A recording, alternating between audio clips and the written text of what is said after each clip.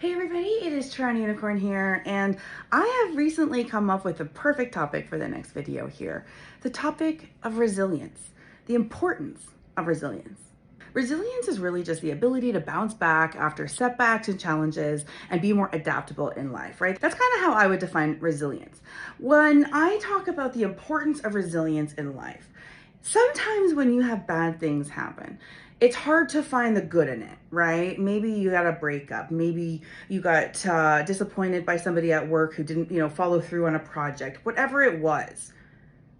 Through those terrible experiences, there's a part of you that had to get good at handling really shitty people in life and like really shitty experiences.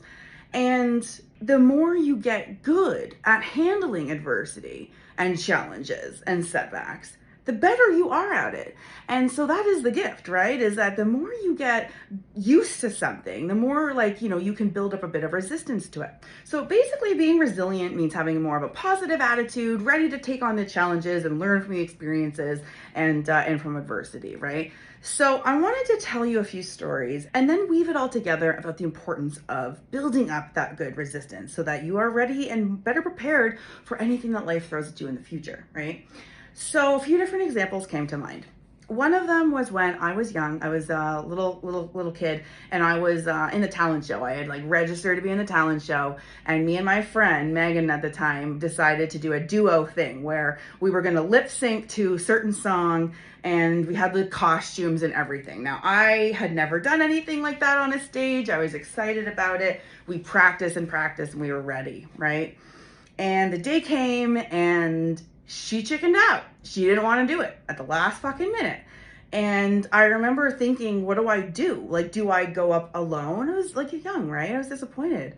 Do I try to do something alone that I wasn't ready for? Do I just back out? Whatever. And I remember backing out of the show because what the fuck, man? I'm not going to do it alone. And the girl fucking totally let me down. And it is what it is. That was a shitty experience. And I remember at a younger age than now, I remember learning that people sometimes don't show up for you when they say they're going to, and that you can't rely on people. And as harsh of a lesson as that is, it's also a very honest one. And the sooner people in life learn that they're the only one they can count on in this whole world is themselves, the better off they'll be, right? I don't know how many people I've had let me down in my life, but the good news is, ever since I learned from my friends standing me up on the talent show, I got good at handling situations where people let me down. Now, I didn't get great at it, right? It still doesn't feel good, but it wasn't the mind fuck that it was the first time, right? And so if you go back to that example, what would have happened if, for example, someone who cared about me decided to jump in at the last minute and do it with me? It's a nice idea, right? Maybe it would have gone over okay. But I also would have learned a lesson that don't worry, someone else will solve your problems for you. And that's not a good lesson to learn because it doesn't repeat in life as much as we'd like it to, does it? So some of the shittiest experiences I've gone through have built me some resistance to expecting almost when people let me down. And I don't mean that in a negative way. I mean that in a fucking realistic way.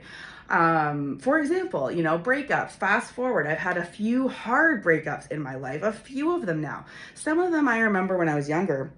I remember I lost 40 pounds in a month once because I had had such a shocking breakup with my first ever boyfriend I thought I'd marry, right? And I have had some tough times getting through some shit like this with the overthinking brain, not a lot of coping strategies, things like that. And breakups fucking suck. They suck. And no one wants to go through them. But after you've been through a few, you tend to kind of know a bit more what to expect. You tend to be a bit more resourceful, maybe. I certainly am, right? I know certain, strategies to use to help my brain kind of get over and detach, right? Basically, breakups are almost the same mental experience and brain experience as a drug addiction. And so if you can treat it that way by, abstinence and don't peek at their socials, don't look at anything, just abstinence, you'll break the connection after a certain amount of time. This is why I do this. It's because you learn how to get better at shit, right? You can actually get better start getting dumped. I'm telling you, you can. And I want you to understand that the importance of people learning their own resilience, right? You can't always save everybody. Another example is somebody that's very dear to me lost her stuffed animal in a resort, and she has a attachment to it. She had a very strong attachment. She was a little kid, and she couldn't find it. We emailed the resort, they couldn't find it. I had looked for photos of her holding it. I reverse image Google searched it. I looked on eBay. I looked everywhere. Couldn't find this fucking green little thingy that she wanted, right? It's like a lizard stuffed animal. Nothing was, I wanted to find the exact same one because I wanted to be the person that looked into her fucking eyes and handed her the thing that she was so sad about losing. I wanted it so badly and I didn't find it, right? And now looking back, it's a good thing I didn't just find a replacement replica, slip it in like she won't notice, because what is that teaching her? That's not life. Life is loss.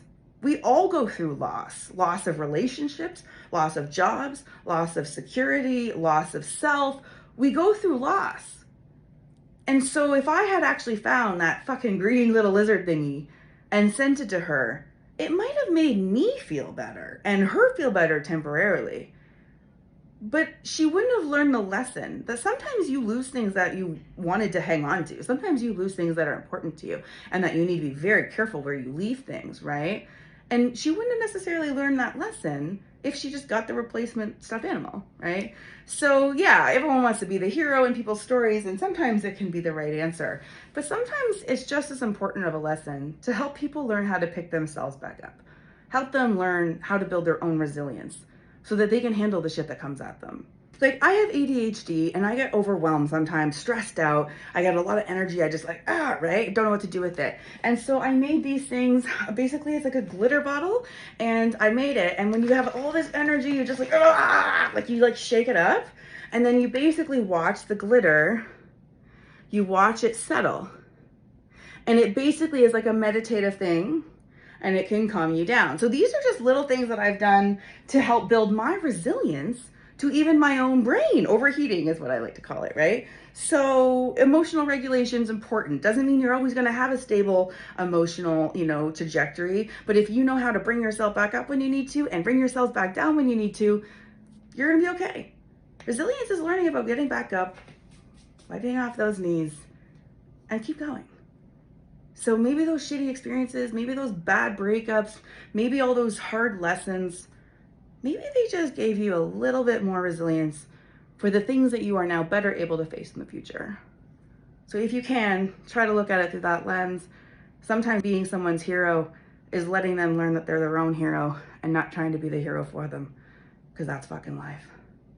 TorontoUnicorn.com has all links. Just so you know, if you are listening to this, it means you're not on YouTube. I don't know if you know this, but all of my Living Unapologetically Yourself podcast episodes are also available on YouTube. I may not have life all figured out either, but I have learned some lessons along the way, and you're welcome to them.